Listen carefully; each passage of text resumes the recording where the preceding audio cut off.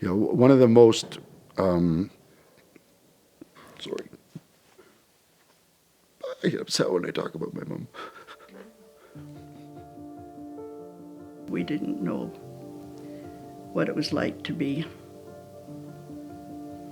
have your life controlled by an oil company.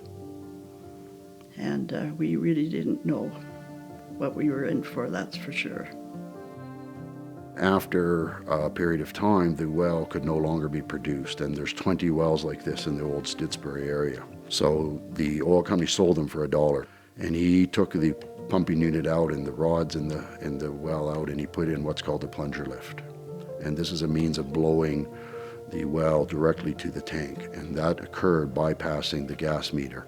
So what happened was every 25 or 30 minutes, there was this large blast of a little bit of oil with a lot of gas that created these directional plumes of gas that would float across the land. I have a big garden, and the oil well is not very far from my garden. I'm not prone to headaches, but that's the first thing I noticed was I'd go out in the garden and I would get not just an ordinary headache, but it was a splitting kind of a headache. I didn't really think about it because we were used to having that oil well there. It just didn't occur to me. She noticed that she described it as a loud noise like and she said it looked like something like a bird flapping on the top of the tank. It was like a little bird, you know, and it would click on like that, click on.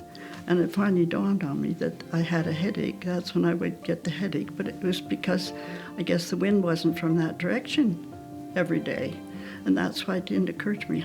There's a thief hatch and it's weighted. And it's to keep gas in but to open so that the tank doesn't explode. And this was what was happening. This weighted thief hatch was chattering because there's vast volumes of gas coming out. I now have been diagnosed with Parkinson's, but I know that I've had it a long time. So that's why I'm doing this. Human lives depend on it. The AR is not listening. The elected officials of this province aren't listening. We need to reach out to the public.